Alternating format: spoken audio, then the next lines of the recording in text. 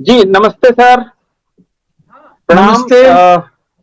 हिंदी साहित्य का इतिहास अध्ययन की नई दृष्टि इस विषय पर हम ये श्रृंखला शुरू कर रहे हैं वाणी प्रकाशन ग्रुप के डिजिटल मंच से। और आज इस व्याख्यान माला का जो पहला व्याख्यान है वो प्रोफेसर सदानंद शाही सर हम सबके लिए देंगे। मैं इनका हार्दिक स्वागत और अभिनंदन करता हूं। इस ग्रुप में वाणी प्रकाशन की ओर से, अरुण माहेश्वरी जी की ओर से, अदिति जी की ओर से और अपनी ओर से, और तमाम सारे पाठकों को, जो दर्शक हैं, उन सबका मैं स्वागत और अभिनंदन करता हूं। क्योंकि व्याख्यान शुरू होने में थोड़ा विलंब हुआ है तकनीकी वजहों से, तो मैं ज्यादा समय न लेते हुए सिर्फ दो तीन बातें कह के मैं अपनी बात समाप्त करके शाही सर को बुलाऊंगा बोलने के लिए। तो मैं ये आपको बताना चाहता हूं कि यह श्रृंखला वाणी के डिजिटल मंच के साथ इस तरह से शुरू हुई कि हम चाहते हैं कि हिंदी साहित्य के इतिहास में नए दृष्टिकोण के साथ, कुछ नए विषयों के साथ, नई इतिहास दृष्टि के साथ हम अपने पुराने साहित्य और नए साहित्य का मूल्यांकन करें। तो मैं इस प्रक्रिया में सबसे पहले आदरणीय शाही जी का अभिवादन करता हूं। सदानंद शाही सर कवि, आलोचक और साखी एवं कर्मभूमि जैसी पत्रिका के यशस्वी संपादक हैं। आप हिंदी विभाग काशी हिंदू विश्वविद्यालय में हिंदी के प्रोफेसर हैं। भोजपुरी अध्ययन केंद्र के संस्थापक समन्वयक रह चुके आप। प्रेमचंद साहित्य संस्थान के संस्थापक एवं निदेशक हैं। अमेरिका सहित यूरोप के तमाम देशों की आपने यात्राएं की हैं और 2014 में मॉरिशस में विश्व भोजपुरी सम्मान आपको प्राप्त हुआ। आपकी जो कृतियां हैं उसमें कविताएं असीम कुछ भी नहीं, सुख एक बासी चीज है, माटी पानी जैसे आपके काव्य संग्रह प्रकाशित हो चुके हैं। इसके अलावा जो मुख्य संपादन और आपका आलोचनात्मक कृतित्व है उसमें अभ्रंश के धार्मिक मुक्तक और हिंदी संत काव्य, दलित साहित्य की अवधारणा और प्रेमचंद, स्वयंभू, प्रेमचंद और प्रेमचंद की परंपरा पे जो महत्वपूर्ण किताब आपने लिखी है, स्वयंभू जैसे साहित्य अकादमी से आपसे पुस्तक आई है, परंपरा और प्रतिरोध जैसी पुस्तक आपने प्रकाशित की है। इसके अलावा हरियोध ग्रंथावली का संपादन आपने किया है। मित्रों, मैं ज्यादा समय न लेके सीधे आज के अपने वक्ता प्रोफेसर सदानंद शाही सर को आमंत्रित करता हूं कि वह आए और आदिकाल जैसा विषय, जिस विषय पर बहुत कम विद्वान बातचीत करना चाहते हैं, एक ऐसा विषय, चुनौतीपूर्ण विषय, उस पर आप अपनी बात रखें। मैं वाणी प्रकाशन की तरफ से, अपनी तरफ से आपका स्वागत अभिनंदन करता हूं और आपको वक्तव्य के लिए आमंत्रित करता हूं। सदानंद शाही सर। धन्यवाद प्रभाकर जी। मैं वाणी प्रकाशन को और इस अध्ययन श्रृंखला के संपादक प्रभाकर जी दोनों के प्रति मैं आभार प्रकट करता हूं कि मुझे आदिकाल के बारे में अपने विचार साझा करने का अवसर मिल रहा है। मित्रों, आदिकाल को लेकर के क्योंकि मैं कक्षाओं में भी आदिकाल पढ़ाता रहा हूं, अपभ्रंश कविता से भी थोड़ा बहुत मेरा परिचय है, तो आदिकाल को लेकर के कुछ उधेड़ बुन मेरे मन में चलती रहती है, जिसको मैं अपने छात्रों से साझा करता रहता हूं। आज इस आभासी मंच पर, हालांकि हम लोग इस मंच के लिए बहुत काम की चीज नहीं है क्योंकि अभ्यास नहीं है, लेकिन इस आभासी मंच से जो भी दर्शक श्रोता जुड़े हैं उन सबको अभिवादन करते हुए मैं कुछ बातें जो आदिकाल को लेके सोचता रहता हूं उन्हें आपके सामने रख रहा हूं। जैसा कि हम सब जानते हैं, हिंदी साहित्य के इतिहास के लेखन की शुरुआत तो ग्रियर्सन की किताब से आप मान सकते हैं, क्योंकि काल विभाजन वगैरह का प्रयास ग्रियर्सन के यहाँ पहली बार दिखाई पड़ता है। ग्रियर्सन ने अपनी किताब में आदिकाल के लिए जो नाम दिया है वह चारण काल नाम है। उसके बाद मिश्र बंधुओं की जो किताब आई तो मिश्र बंधुओं ने इसका नाम आदि प्रकरण रखा है। ठीक ठीक हिंदी साहित्य का इतिहास 1929 में हिंदी शब्द सागर की भूमिका में आचार्य रामचंद्र शुक्ल ने जो भूमिका लिखी और बाद में उसे हिंदी साहित्य के इतिहास के नाम से प्रकाशित कराया, उसमें पहली बार एक साहित्य इतिहास की एक खास दृष्टि के साथ शुक्ल जी आते हैं और उस खास इतिहास दृष्टि के को ध्यान में रखते हुए वो काल विभाजन करते हैं। वैसे तो उन्होंने भी जो 4 कालों में विभाजित किया है हिंदी साहित्य के इतिहास को, वह आदिकाल, भक्तिकाल, रीतिकाल और आधुनिक काल, यही 4 नाम उन्होंने दिए हैं। लेकिन जैसा कि मैंने कहा कि शुक्ल जी की एक विशेष इतिहास दृष्टि थी और उस विशेष इतिहास दृष्टि के नाते उन्हें लगा कि हर काल के साहित्य में ये देखना चाहिए कि इसमें प्रमुखता किसकी है, कौन सी प्रवृत्ति है जो प्रमुख है। ये सब आप जो परिभाषा शुक्ल जी ने दी है कि जनता की चित्तवृत्ति के साथ जोड़ा है उन्होंने साहित्य को, और फिर चित्तवृत्ति में परिवर्तन और साहित्य की वृत्ति में परिवर्तन को की मीमांसा को ही उन्होंने साहित्य का इतिहास कहा है। तो आदिकाल का विश्लेषण करते हुए शुक्ल जी ने पाया कि इस काल में 12 प्रमुख कृतियां मिलती हैं और इन 12 प्रमुख कृतियों में विजयपाल रासो, हम्मीर रासो, कीर्तिलता, कीर्ति पताका, हुम्माड़ रासो, बीसल देव रासो, पृथ्वीराज रासो, जयचंद प्रकाश, परमाल रासो, खुसरो की पहेलियां और विद्यापति पदावली, ये 12 कृतियों को शुक्ल जी आदिकाल के साहित्य का एक आधार ग्रंथ मानते हैं और वो बताते हैं कि इसमें से 3 को छोड़कर बाकी का संबंध वीरगाथाओं से है। इसलिए 3 यानी बीसल देव रासो, खुसरो की पहेलियां और विद्यापति की पदावली, इसके अलावा जो किताबें हैं उनका संबंध वीरगाथा से है, तो उचित है कि आदिकाल को वीरगाथा का नाम दिया जाए। और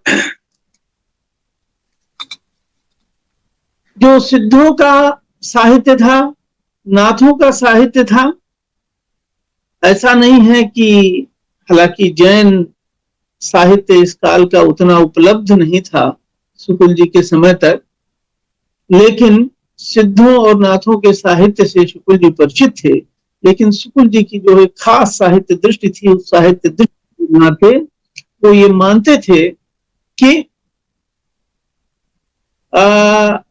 ये जो है शुद्ध साहित्य की कोटि में इनको इसलिए नहीं लिया जा सकता कि यह धर्म भावना प्रधान साहित्य है, इसलिए इनको शुद्ध साहित्य की कोटि में रखना मुनासिब नहीं है।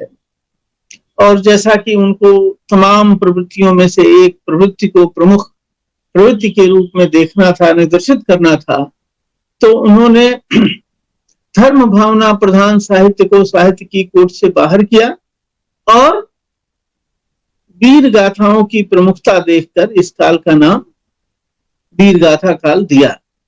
हालांकि इस वीर गाथा काल नामकरण के औचित्य को लेकर सुनगुन तो शुकुल जी के समय में ही शुरू हो गई, लेकिन वो सुनगुन ही रही, किसी ने ठीक से शुकुल जी के सामने ये सवाल उठाया नहीं। आचार्य शुक्ल की मृत्यु के लगभग 4 वर्ष बाद राहुल सांकृत्यायन ने जो कि हम सब जानते हैं कि आदिकालीन साहित्य का एक बड़ा भाग तिब्बत से लेकर आए थे, उसका उद्धार किया था उन्होंने, एक अद्भुत शोधकर्ता थे। तो वो जो नई सामग्री वो लेकर के आए थे और खास तौर से सिद्ध साहित्य की सामग्री थी, तो उसके आलोक में राहुल सांकृत्यायन ने एक वैकल्पिक नाम प्रस्तावित किया। मैं और चारण काल आदि नामों की चर्चा बहुत नहीं कर रहा हूं, जानबूझकर नहीं कर रहा हूं। राहुल जी ने सिद्ध सामंत काल नाम दिया और शुकुल जी से अलग दृष्टि अपनाते हुए सिद्धों के साहित्य को उन्होंने साहित्य का दर्जा दिया और साहित्य के दायरे में और ये प्रस्ताव किया कि इस साहित्य का विश्लेषण, सिद्धों के साहित्य का विश्लेषण साहित्य के दायरे में होना चाहिए और वीर गाथाओं की अहमियत को भी उन्होंने अस्वीकार नहीं किया और अपनी एक जो राहुल सांकृत्यायन की एक साहित्य दृष्टि थी, समाज दृष्टि थी, उस दृष्टि के चलते उन्होंने नाम दिया सिद्ध सामंत काल और व्याख्या यह की कि जो सिद्धों का साहित्य है वह बहुत कुछ जनता की आकांक्षाओं के और के अनुरूप है। इसकी चर्चा मैं आगे विस्तार से करूंगा। तो एक तरफ सिद्धों का साहित्य और दूसरी तरफ ये जो वीर गाथाएं हैं, जिन वीर गाथाओं में तत्कालीन जो सामंती समाज था, सामंती वैभव था, सामंती आकांक्षाएं थी, सामंती भोग विलास थे, सामंती जीवन था, उस सामंती जीवन की व्यक्ति करने वाली रचनाओं के रूप में उन्होंने वीर गाथात्मक रचनाओं को देखा और इस हवाले से उन्होंने सिद्ध सामंत काल नाम दिया।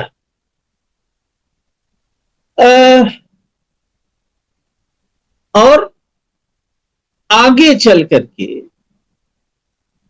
तब तक जब राहुल जी लिख रहे थे, राहुल जी के सामने भी, और बाद में हजारी प्रसाद द्विवेदी ने विस्तृत शोध किया, उस शोध के समय तक जैन भंडारों से विपुल साहित्य जैन परंपरा का हमारे सामने आ चुका था। तो इस सारी सामग्री का उपयोग करते हुए हजारी प्रसाद द्विवेदी ने, जो उनकी एक बहुत प्रमुख किताब है हिंदी साहित्य का आदिकाल, उसमें उन्होंने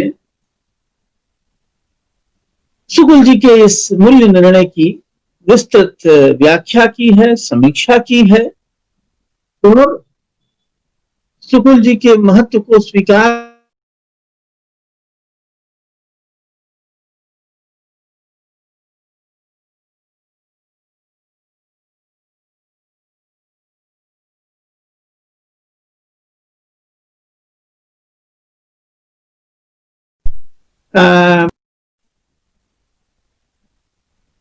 एक बहस करते हुए शुकुल जी हजारी प्रसाद द्विवेदी दिखाई पड़ते हैं। पहली बात तो द्विवेदी जी शुकुल जी के हवाले से ही बताते हैं कि ये जो 12 कृतियां हैं, इन 12 कृतियों में कुछ ऐसी हैं जिनकी केवल सूचना मिली हुई है, जो कृतियां उपलब्ध नहीं हैं। कुछ कृतियां ऐसी हैं जो परवर्ती हैं, यानी कि दावा उनका है कि वो आदिकाल की हैं, लेकिन वे किताबें आदिकाल की नहीं बल्कि 16वीं 17वीं शताब्दी की साबित हो रही हैं। इसके अलावा स्वयं जो सबसे बड़ा ग्रंथ है चंद्रबरदाई का पृथ्वीराज रासो की ही प्रामाणिकता को लेकर के एक बहस पूरी चली और ये बताया गया कि ये बहुत सारा हिस्सा इसका प्रामाणिक नहीं है, लेकिन पृथ्वीराज रासो को पूरी तरह अप्रामाणिक और बाद का भी नहीं माना गया। तो ये सारा विवेचन करते हुए और बौद्ध और जैन कृतियों को अपनी नजर में रखते हुए, उनका विवेचन करते हुए हजारी प्रसाद द्विवेदी ने एक बात तो यह बताई कि जिन बौद्ध सिद्धों की रचनाओं को और जैन धर्म से जुड़ी हुई रचनाओं को और नाथ पंथियों की रचनाओं को यह कहकर कि इसमें साहित्यिक गुण नहीं है, साहित्य के दायरे से बाहर करने की बात की जा रही थी। शुक्ल जी ने भी, हजारी प्रसाद द्विवेदी ने भी यह प्रस्तावित किया कि नहीं, ये सारा साहित्य और खास तौर से जैनियों का जो साहित्य है वह धर्म भावना प्रधान जरूर है, उसके पीछे धर्म की प्रेरणा जरूर है, लेकिन वह साहित्यिक गुणवत्ता में भी किसी तरह से कम नहीं है। और अब चाहे स्वयंभू का पौंचर्य हो या पुष्पदंत का ऋठ्ठनेमिचर्य हो,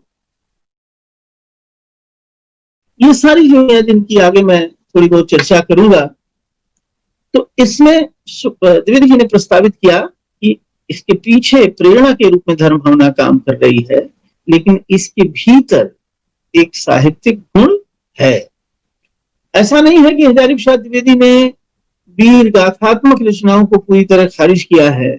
वीर गाथाओं की उपस्थिति को भी उन्होंने सम्मान दिया है, स्वीकार किया है, और तमाम घालमेल के बाद भी, तमाम घालमेल से मेरा मतलब ये है कि जो वीर गाथात्मक कृतियों के बारे में काल को लेकर के कि ये परवर्ती काल की हैं और कुछ मिलावट है, कुछ बाद में चीजें जोड़ी गई हैं,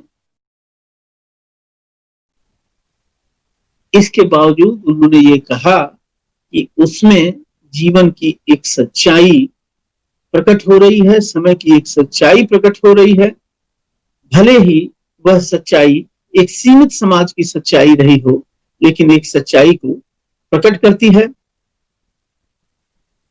इसी तरह उन्होंने नाथपंथी साहित्य को स्वीकार किया और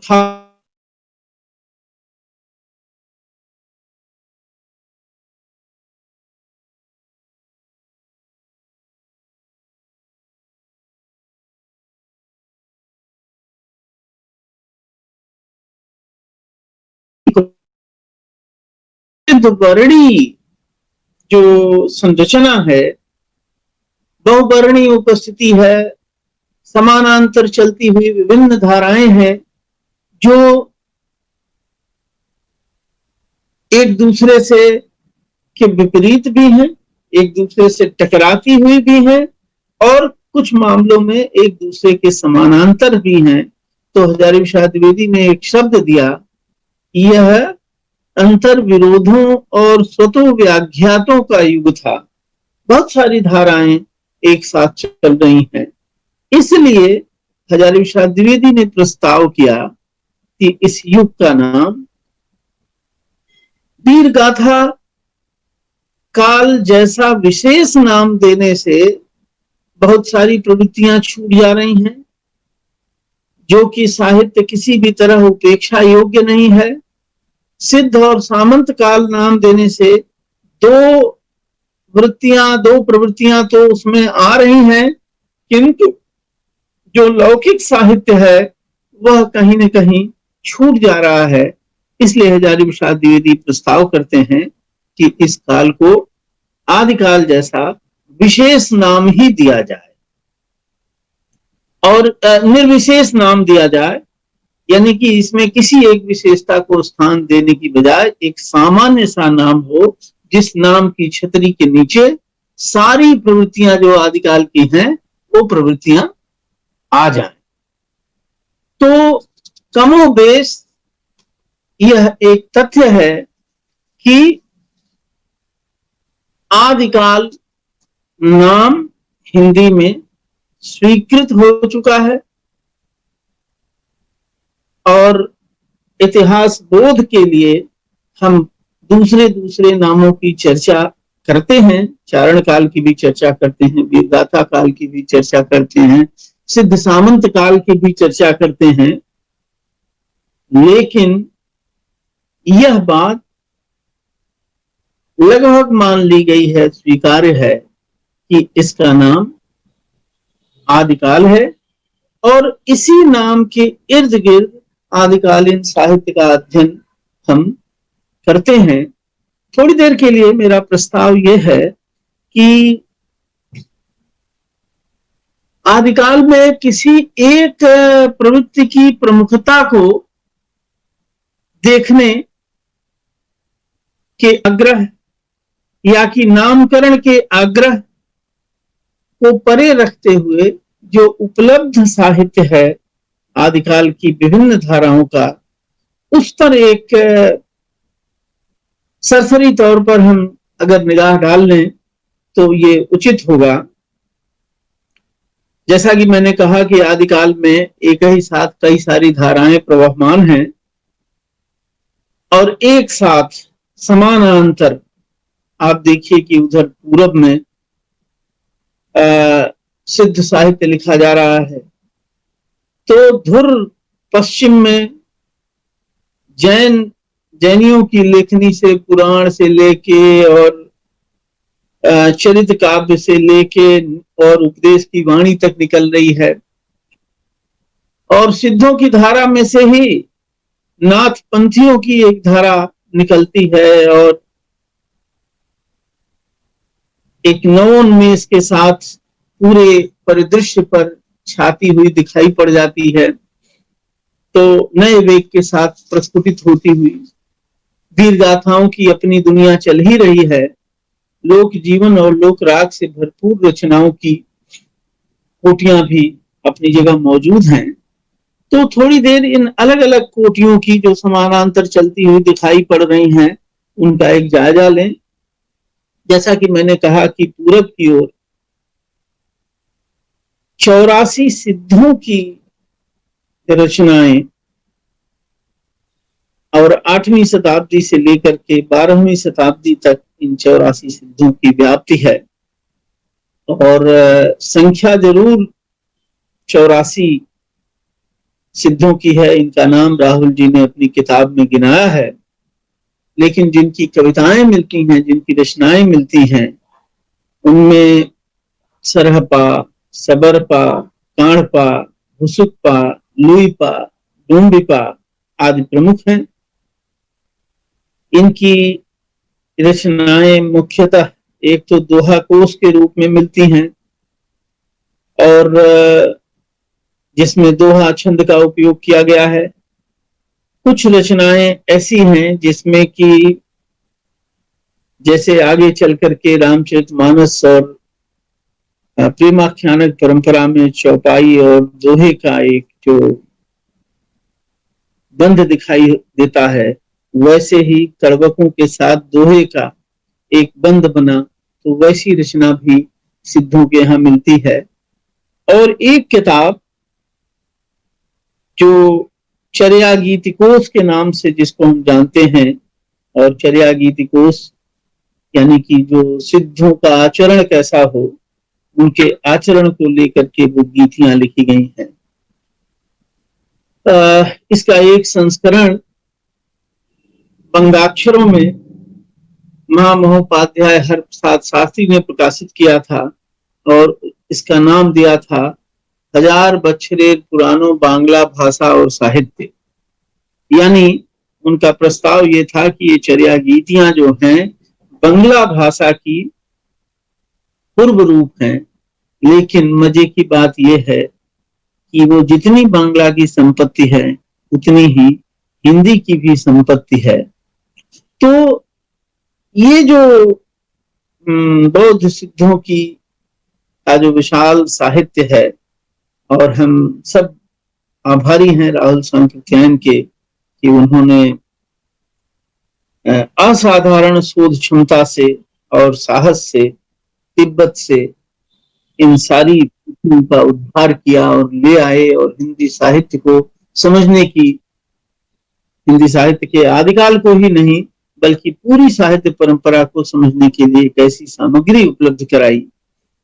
तो ये सारा साहित्य हम जानते हैं कि 84 सिद्धों का संबंध बौद्ध धर्म की जो वज्रयान शाखा है उस वज्रयान शाखा से था। आगे चल करके इस वज्रयान शाखा का जो तंत्र विद्या है, तंत्र विद्या के प्रभाव में वज्रयान शाखा आई थी, और बहुत सारी रहस्यात्मक चीजें यानी कि प्रज्ञा और उपाय का मेल, मैथुन, मुद्रा, पंचमकार साधना आदि कुछ ऐसी विकृतियां भी इसमें आ गई, जिसकी वजह से आचार्य शुक्ल को एक खास तरह की आचार्य शुक्ल को ही नहीं, आचार्य शुक्ल के अलावा भी बहुत सारे विद्वानों को बौद्धों के और 84 सिद्धों के से एक खास तरह की और किसी शब्द के अभाव में मैं कह रहा हूं कि एक खास तरह की चिढ़ दिखाई पड़ती है। और शुक्ल जी ने तो खुलकर इसमें जो रहस्यवाद है और रहस्य साधना है उसकी आलोचना भी की। लेकिन इन सीमाओं के बावजूद आप देखें तो सिद्धों के साहित्य में आखिर यह साहित्य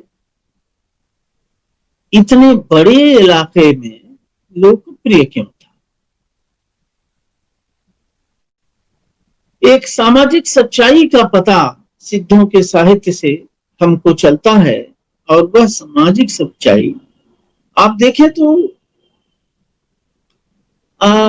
जैन मुनियों का जो रहस्यवादी धारा है, जिसमें जोइंद और मुनिराम सिंह की रचनाएं आती हैं, जो पाहुड़ दोहा और योगसार जैसी रचनाएं हैं, उन रचनाओं को भी देखें। और जैसा कि मैंने कहा कि 84 सिद्धों की धारा के बीच से ही निकल करके नाथ पंथ का विकास हुआ है, और गोरखनाथ ने सिद्धों के यहाँ जो विकृतियां आ गई थी, और खास तौर से जो मुद्रा और मैथुन वाली विकृतियां आ गई थी, उनके बरक्स हठ योग का प्रस्ताव करके हठ पूर्वक अपनी इंद्रियों का निग्रह करने का संदेश देते हुए और एक नवोन्मेष के साथ एक नई धारा और नया साहित्य विकसित होता है। तो सिद्धों का साहित्य, जैन मुनियों का रहस्यवादी साहित्य और नाथ पंथ का जो साहित्य है, इसमें एक समानता हमको दिखाई पड़ती है, और वह समानता है कि जाति पाति का, ऊंच नीच का, व्यवस्था का, तमाम तरह के धार्मिक कर्मकांडों का विरोध इन तीनों धाराओं में समान रूप से दिखाई पड़ता है। तो यह और बहुत ही पुरजोर आवाज में, सशक्त आवाज में, और वह आवाज किसी भी तरह से कम साहित्यिक आवाज नहीं है, यह बात हमें ध्यान में रखनी चाहिए। तो ये तीनों धाराओं के कवि पूरब से लेकर पश्चिम तक और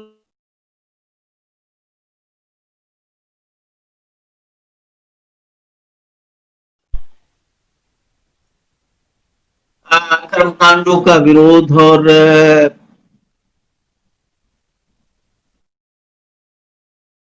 वर्ण व्यवस्था का विरोध, ऊंच नीच का विरोध, जो भी असमानता है, सामाजिक असमानता का विरोध, यह एक सामाजिक यथार्थ की ओर इशारा करता है और हमें बताता है कि उस समय जिसे हम जनता कहते हैं, व्यापक जनता जिसको कहते हैं, वह व्यापक जनता कहीं न कहीं इन विभाजनों से, इन बंटवारों से, इस स्तरीकरण से, इन कर्मकांडों से दुखी थी, परेशान थी, तंगहाल थी।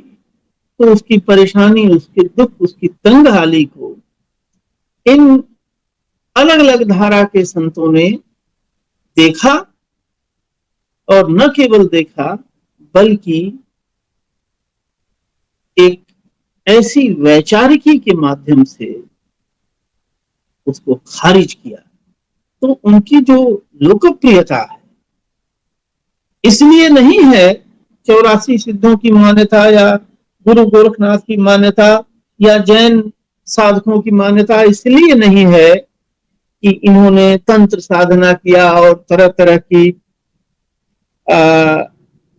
मुद्रा वाली साधना का उपदेश दिया, बल्कि इनकी व्यापक लोकप्रियता का आधार जो सामाजिक संरचना है, उस सामाजिक संरचना के भीतर मौजूद गैर बराबरी, ऊंच नीच की धारणा को खारिज करना, इसके नाते उनको उनकी लोकप्रियता प्राप्त हुई और सामान्य लोगों को इन्होंने यह भरोसा दिलाया कि वे, उनके पास भी जीवन का हक है। तो केवल रहस्यवाद के आधार पर, जो कि उसकी विकृति है, उसकी सीमा है, और हर साहित्य की, हर संत की, हर धारा की कोई न कोई सीमा आप देखेंगे तो पाएंगे, लेकिन उस सीमा के आधार पर आप अगर पूरे के पूरे साहित्य को खारिज करेंगे तो समाज के एक सच को नजरअंदाज करेंगे, उसको देखने से वंचित रह जाएंगे। तो एक बात तो ये ध्यान रखनी चाहिए। इसी के बरक्स हम देखते हैं कि जो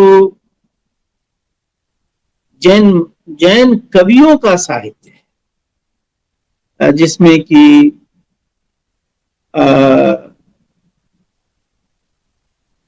साहित्य के गुण पर्याप्त मात्रा में मौजूद हैं।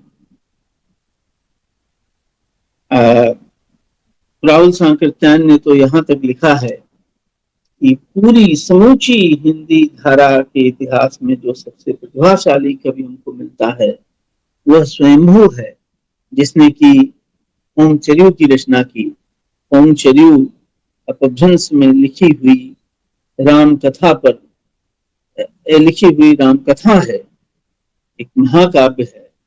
और आप सब जानते होंगे कि जैन परंपरा में राम के लिए जिस शब्द का इस्तेमाल करते हैं, राम कथा नहीं कहते हैं, पौंचर्यू या पद्मचरित पूरी जैन परंपरा में कहते हैं, क्योंकि राम के सौंदर्य की तारीफ हम उनको बार बार कमल से राम के सौंदर्य की तुलना करते हैं।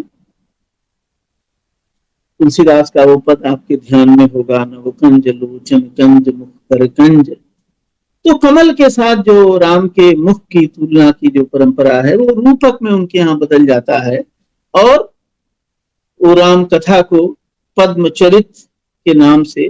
तो पौंचर्यू जो ग्रंथ है स्वयंभू का, वो बहुत ही शानदार ग्रंथ है। साहित्यिक गुण से भरा हुआ है। उसके चरित्रों का विवरण हो, या जिस पर शुक्ल जी बहुत रीझते हैं कि मार्मिक स्थलों की पहचान, तो अपने ढंग से उन मार्मिक स्थलों की पहचान भी है।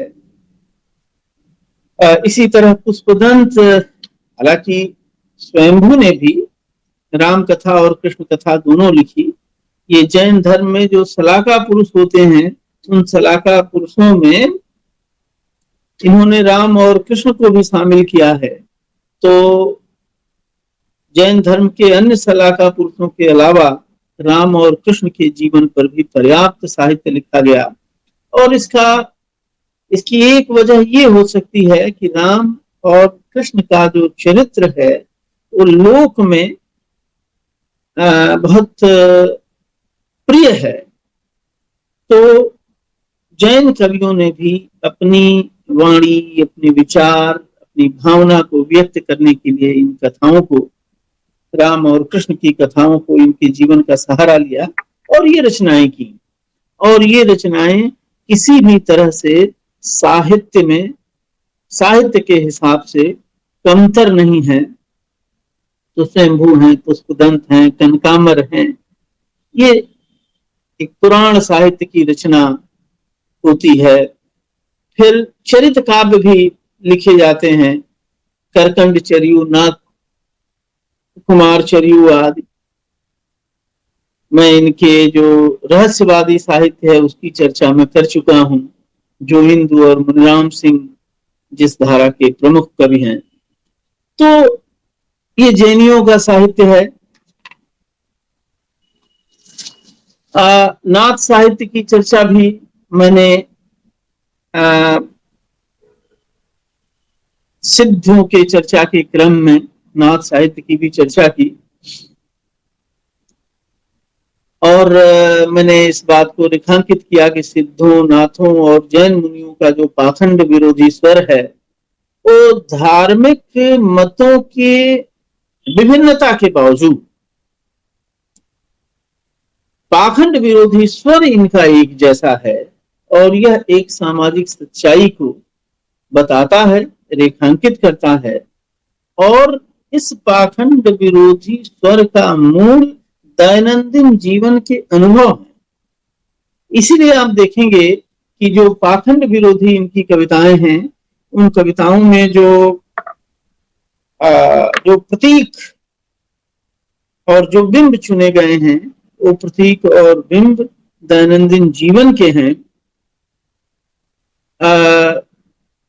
दैनंदिन जीवन से उठाए गए प्रतीक और बिंब हैं। अगर कवि ये कह रहा है कि यूं ही पंडित जो है वेद पढ़ता है,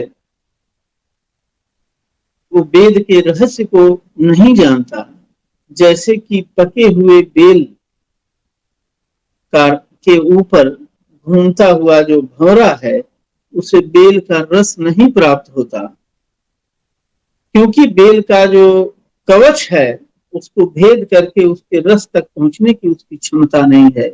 इसी तरह वेद पढ़ने वाले जो वेद पढ़ने का दावा करते हैं, वेद पर गर्व करते हैं, शास्त्र ज्ञान पर गर्व करते हैं, वह उसके मर्म तक नहीं पहुंचते हैं।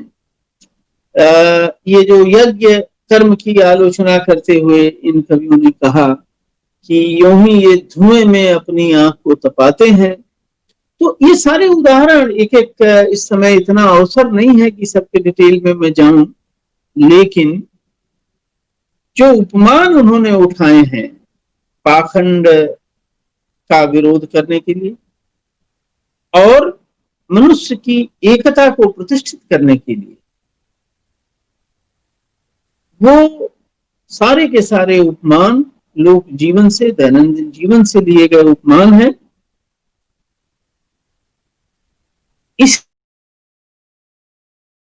इसीलिए से जो जिसको शुक्ल जी कहते हैं कि कुछ बेपढ़े लिखे लोगों को इन लोगों ने आकृष्ट किया था और पढ़े लिखे लोगों में इनकी बहुत गति नहीं थी। आचार्य शुक्ल की इतिहास दृष्टि कोई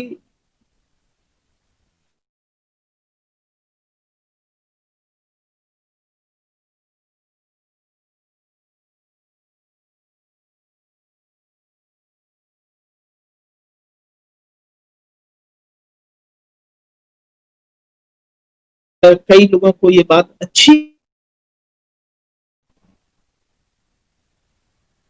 उसे कहना चाहिए और उसे स्वीकार करना चाहिए।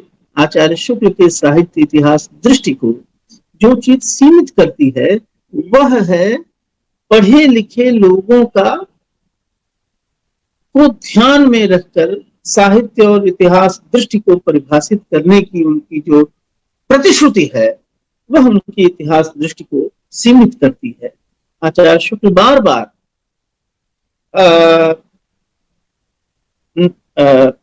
सिद्धों पर, नाथों पर और आगे चल करके निर्गुण कवियों पर जो एक आरोप लगाते हैं कि पढ़े लिखे लोगों में तो इनकी बहुत पहुंच नहीं थी, बहुत प्रवेश नहीं था, यानी एक बात आचार्य शुक्ल भी स्वीकार करते हैं कि जो बेपढ़े लिखे लोग थे और जिसे हम जनता के नाम से जानते हैं, उन बेपढ़े लिखे लोगों तक इस साहित्य की पहुंच थी।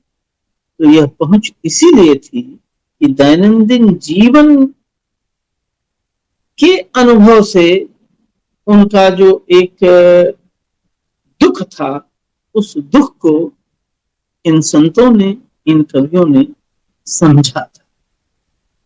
तो और इसीलिए जिनको हम छोटी जाति कहने की परंपरा रही है, वे छोटी जातियां, वे श्रमशील जातियां, मेहनतकश जातियां जो सामाजिक संरचना के, धार्मिक संरचना के शोषण का शिकार थी, वे भारी पैमाने पर नाथ योगियों की ओर, बौद्ध सिद्धों की ओर और जैन मुनियों की ओर आकृष्ट हुई थी। वीर गाथाओं के बारे में बहुत चर्चा करने की जरूरत नहीं है। आप सब जानते हैं कि छोटे छोटे राज्य थे और सभी राजाओं को ये ललक रहती थी कि उन्हें चक्रवर्ती सम्राट की तरह से उनका वर्णन किया जाए। तो चारण कवियों की एक परंपरा थी जो अपने अपने राजाओं के शौर्य की, वैभव की, दानशीलता की प्रशंसा करते थे और प्रशंसा कई बार सच्ची झूठी सच्ची भी होती थी, क्योंकि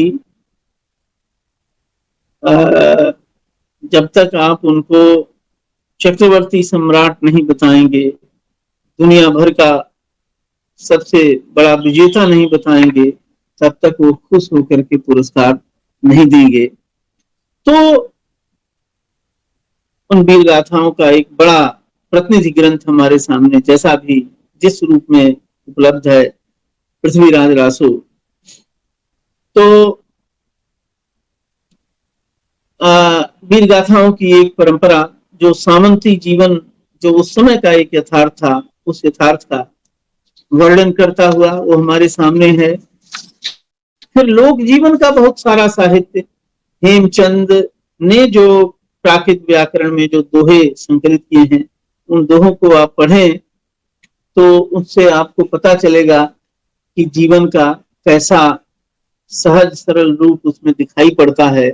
एक दोहा मुझे हेमचंद के प्राकृत व्याकरण का बहुत ही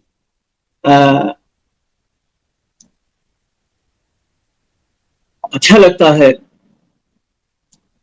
धवल बिसूरई साम्य हो, गरुआ भर पिखेव, हऊ कुन जित्तव, हऊ किन जुत्तव दुह दिसहि, खंड ही वेणी करे। वो एक किसान है, उसका एक बैल मर गया है। तो हल आप जानते हैं कि बिना दो बैलों के हल जोता नहीं जा सकता। तो एक बैल मर गया है तो दूसरी तरफ किसान स्वयं जुट गया है और अपने मालिक को इस तरह से भारी श्रम करता हुआ देखकर जो दूसरा बैल है, वह बैल विसूरता है, दुखी होता है कि काश कि मेरे ही दो हिस्से हो जाते और मैं हल में दोनों तरफ जुट जाता और हमारे इस मालिक को। तो एक जो मनुष्य के जीवन में, ये जो हमारा जीवन है, इस जीवन का सौंदर्य मानवीयतर प्राणियों के साथ हमारे भावात्मक संबंध में है और इस संबंध की एक सुदीर्घ परंपरा है। इसके अनेक उदाहरण हमको उस लौकिक साहित्य में दिखाई पड़ता है। बीसल देवरासो, प्राकृत पेंगलम, प्रबंध चिंतामणि, संदेश रासक, बीसल देवरासो को हम कई बार वीर गाथा समझने की रासो नाम से एक भूल हो जाया करती है, लेकिन वह भी एक तरह का विरह वर्णन है, वैसा ही जैसा कि संदेश रासक एक विरह काव्य है। विरह काव्य की एक बड़ी पुरानी परंपरा भारतीय साहित्य में मौजूद है। संदेश रासक और बीसल देवरासो के पहले, यानी कि मेघदूत से वो परंपरा शुरू होती है और आगे चल करके भोजपुरी के विदेशिया तक में जाती है। तो ये सारा साहित्य, और 14वीं शताब्दी तक आते आते जो एक 3 कवि हमको मिलते हैं, अमीर खुसरो एक नई भाषा के साथ, अपनी पहेलियों और मुकेरियों के साथ, अपने गीतों के साथ मिलते हैं, विद्यापति मिलते हैं और मुल्ला दाऊद मिलते हैं। एक बात की ओर मैं ध्यान आकृष्ट कराना जरूरी समझता हूँ।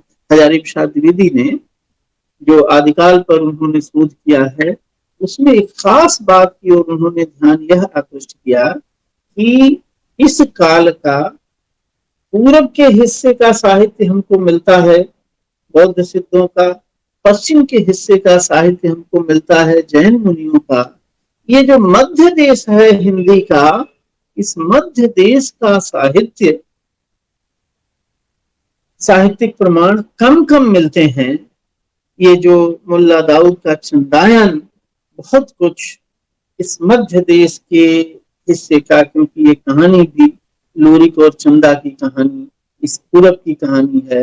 ये भाषा जो उन्होंने लिखी है वो भाषा अवधी में वो प्रेमाख्यानक लिखा गया है। तो इस तरह से हम जो नजर डालते हैं तो आदिकाल का साहित्य एक बहुरंगी बहुवर्णी साहित्य है, और इस बहुरंगी और वर्णी साहित्य में अगर हम ध्यान से देखें तो आगे जो हिंदी साहित्य का विकास हुआ है, वो हिंदी साहित्य का विकास इस बहुवर्णी साहित्य के भीतर से हुआ है। चाहे शौर्य का वर्णन हो, चाहे प्रेम का वर्णन हो, चाहे विरह का वर्णन हो, चाहे साहित्य में मौजूद नैतिक स्वर हो, उल्लास हो, उल्लास का स्वर हो, आनंद का स्वर हो, तो परवर्ती हिंदी साहित्य में जिसका विकास हुआ उसके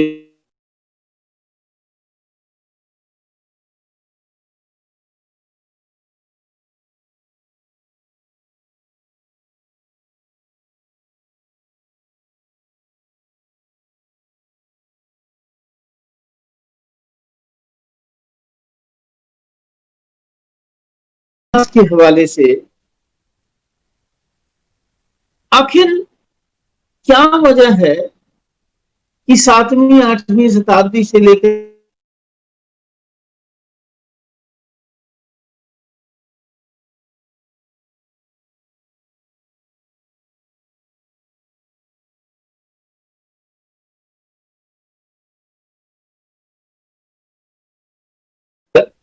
मुख्य हिंदी का साहित्य क्यों नहीं मिलता है, जबकि उसके बरक्स, उसके समानांतर जो संस्कृत में रचनाएं हुई थी वो रचनाएं हमको मिलती। इसकी क्या वजह हो सकती है? एक बात मुझे जो समझ में आती है कि हिंदी की हमारी जो भाषिक दृष्टि है उसमें संस्कृत को जो एक मर्यादा प्राप्त हुई थी, वह मर्यादा, उसके आगे देसी भाषाओं को मर्यादा नहीं मिली थी। आदिकाल में एक ऐसी घटना होती है और उस घटना के जो अग्रधावक हैं, जो बड़े महानायक के रूप में हमारे सामने आते हैं, वह है गोरखनाथ। गोरखनाथ ऐसे कवि हैं जिनको संस्कृत का भी उतना ही ज्ञान है जितना कि लोक भाषाओं का, जनपदीय भाषाओं का ज्ञान है। लेकिन गोरखनाथ की जो महिमा है, संस्कृत में अनेक कृतियां उनकी हैं, लेकिन अखिल भारतीय महिमा जो गोरखनाथ की है, उसके पीछे वो गोरखवाणी है, जिसमें हम कई बार भोजपुरी का आदि रूप देख लेते हैं, जिसमें हम कई बार अवधि का आदि रूप देख लेते हैं। तो हबक न बोलिबा, ठबक न चलिबा, धीरे धरिबा पांव, गरब न करिबा, गरब न करिबा, सहजे रहिबा, भड़ंत गोरख राम। तो हम कभी खड़ी बोली का उत्स भी देखते हैं, कभी भोजपुरी, हम गोरखनाथ को भोजपुरी का पहला कवि मानते हैं, अवधि का पहला कवि मानते हैं। तो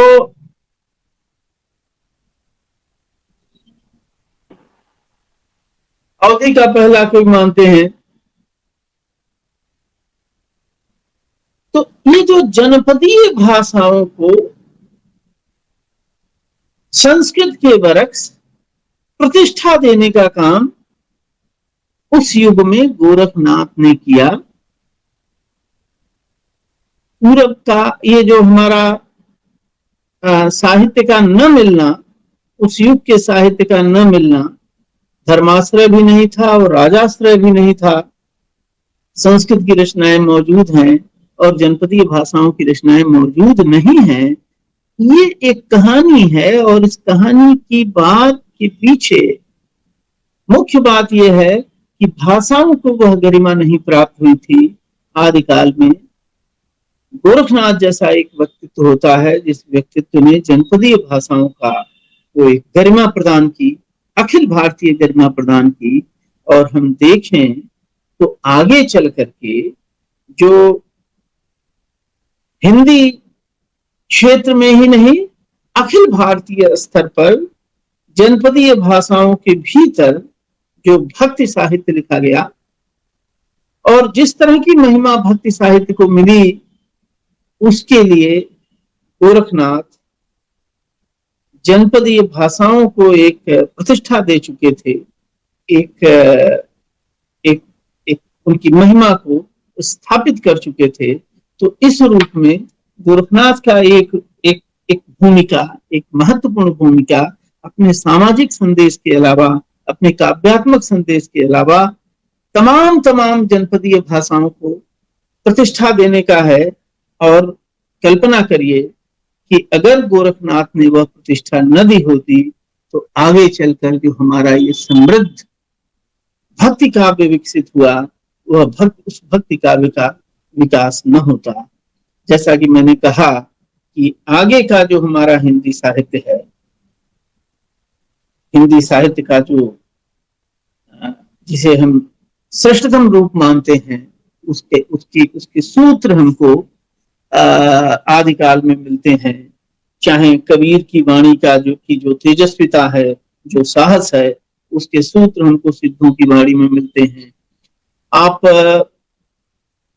पूरा जो काव्य रूप अपनाया मध्यकाल की हिंदी कविता ने, चाहे वो रामचरितमानस हो, चाहे वो प्रेमाख्यानों की परंपरा हो, चाहे वो कबीर की और सूर की जो पद वाली परंपरा है, जो काव्य रूप इन्होंने अपनाया, रमैनी जिस ढंग से लिखी गई दोहा और चौपाई का बंध जिस तरह से बना, ये सारे काव्य रूपों का विकास आदिकालीन साहित्य की देन है। और उस लेवल पर, उस स्तर पर मध्यकाल के कवियों को और हमारे भक्ति कवियों को एक बना बनाया रास्ता मिल गया था, और वह रास्ता बनाने का काम आदिकाल के कवियों ने किया था। एक साहित्यिक परंपरा के रूप में, एक काव्य विधा, काव्य रूप की परंपरा के रूप में एक बृहत्तर जनपक्षी, ये जो सामान्य जनता से उसके दुख दर्द से जुड़ने की आकांक्षा के रूप में भी ये सारी चीजें आदिकाल में वो विरासत मौजूद थी। उस विरासत को ही आगे चल करके हिंदी कविता ने विकसित किया है। तो आदिकाल को लेकर के विचार करते हुए हमें नकारात्मक दृष्टि से कि साहब यहाँ रहस्यवाद है, तो साहब यहाँ बड़ा तंत्र मंत्र है, तो साहब यहाँ धर्मोपदेश है, इस तरह के जो पूर्वाग्रह हैं आदिकालीन कविता को लेकर के, उन पूर्वाग्रहों से मुक्त होकर अपनी एक विरासत के रूप में, अपनी समृद्ध विरासत के रूप में हमें उस साहित्य के पास जाना चाहिए।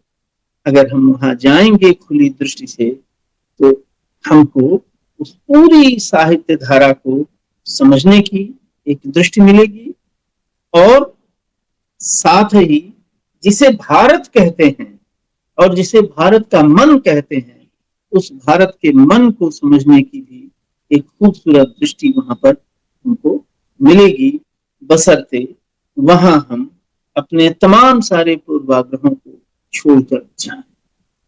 तो मैं समझता हूं कि जो समय हमको दिया गया था, उस समय में जितनी बात संभव थी वो मैंने एक चक्र उसका पूरा कर दिया। अगर आपके मन में कोई प्रश्न हो और हमारे सामने आए और अवसर हो तो उस पर बातचीत करेंगे। आपने हमें ये अवसर दिया, इसके लिए एक बार फिर मैं वाणी प्रकाशन को, इस श्रृंखला के संपादक प्रभाकर सिंह को और आप सब साथियों को जो इतनी देर से मेरे साथ हैं और यह सुन रहे हैं, सबके प्रति आभार प्रकट करता हूं।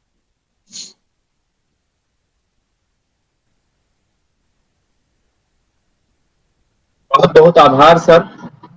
और आपने अपने व्याख्यान में आदिकाल के उधेड़ गुण को लेकर जो बातचीत की, उसके बहुत सारे आयाम उभर कर आए। और विशेष बात यह थी आपके व्याख्यान की कि आपने सिद्धों, नाथों और जैनों को लेकर जो उनका जो साहित्य है उस पर आपने विशेष रूप से हमें नए दृष्टिकोण के साथ बातचीत की, और आदिकाल के बहुवर्णी और बहुरंगी साहित्य के बारे में बताया आपने। वैसे बहुत सारे प्रश्न आए हैं, लेकिन उनमें से एक प्रश्न है जो मुझे लगता है जिसका जवाब आप दे दे तो बेहतर होगा कि ये चक्र पूरा होगा। उस बात यह है कि आदिकाल में स्त्रियों द्वारा जो रचनाएं की गई हैं उस पे कुछ अपने विचार आप रखें कि जो आदिकाल में स्त्री लेखन हुआ है, स्त्रियों ने जो रचनाएं रची हैं, उस पर प्रश्न आए हैं एक दो। तो सर मैं चाहूंगा कि उस पर अपनी बात आप रखें, आदिकाल के बारे में स्त्री लेखन जो हुआ है, आदिकालीन स्त्री कवित्रियों ने जो लिखा है।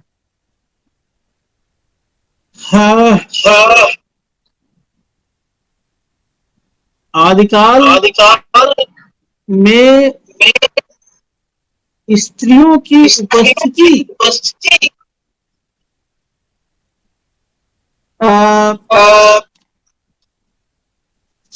दिखाई पड़ती है, और खास तौर से अपभ्रंश कविता में देखिए, यानी कि जो हेमचंद ने प्राकृत व्याकरण में जो अपभ्रंश के दोहे उद्धृत किए हैं, उन दोहों में बहुत सारी ऐसी रचनाएं हैं जो रचनाएं हम नहीं जानते कि उसके कवि कौन हैं, लेकिन उनको पढ़ते हुए ऐसा लगता है जैसे कि उसके पीछे स्त्रियों की आवाज है। एक दोहा मुझे याद आ रहा है,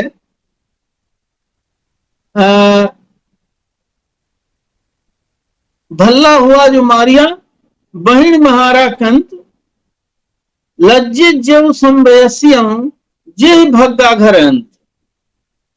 इस तरह के बहुत सारे दोहे मिलेंगे। एक स्त्री है जो अपनी सहेली से कह रही है कि ऐ सखी, बहुत अच्छा हुआ कि युद्ध में मेरा पति मारा गया।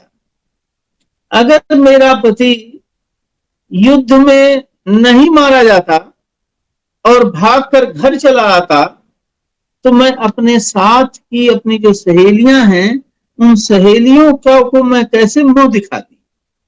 तो इस तरह की स्त्री आवाजें आदिकाल में बहुत सारी मौजूद हैं। एक में स्त्री जो है अपने पति से कहती है कि भाई यहां पर युद्ध ही नहीं हो रहा है तो किसी और देश में चलो जहां युद्ध किया जाए, युद्ध होता हो। तो एक खास तरह की अपभ्रंश कविता जो है उसमें एक ऐसी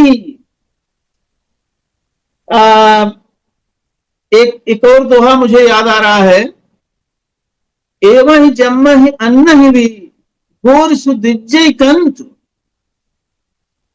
ए गौरी ए देवी मुझे इस जन्म में भी और अगले जन्म में भी ऐसा पति देना।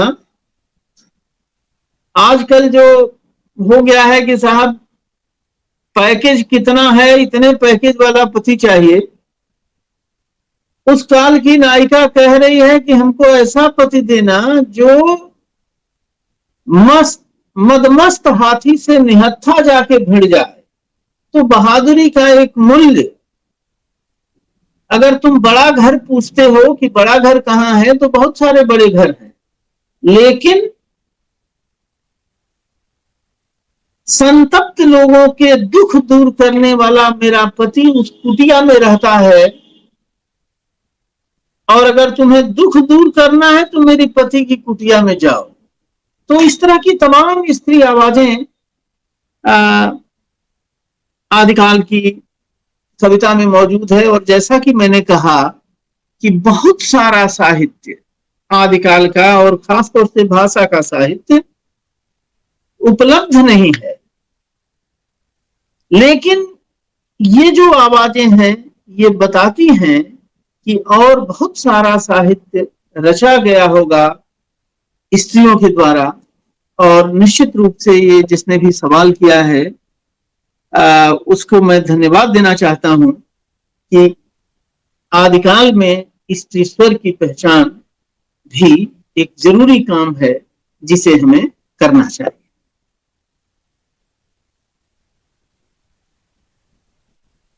बहुत आभार प्रकट करता हूं मैं इस मंच से, वाणी प्रकाशन ग्रुप के इस मंच से, अपनी ओर से, कि आपने इतने कम समय में इतने विस्तृत साहित्य का जिस तरह से अवलोकन किया और तमाम सारे नए बिंदुओं की तरफ इशारा किया आपने। मैं बहुत शुक्रिया अदा करता हूं आपको। और हम आदिकाल को पुनः नए सिरे से पढ़ेंगे क्योंकि आदिकाल हिंदी साहित्य के इतिहास का आदि स्रोत है, यहीं से सारा साहित्य निकलता है। और एक खास बात आपने जो अंत में कही कि भारत के मन को समझने की दृष्टि साहित्य में मिलती है, तो ये बड़ी खास बात है हम सबके लिए।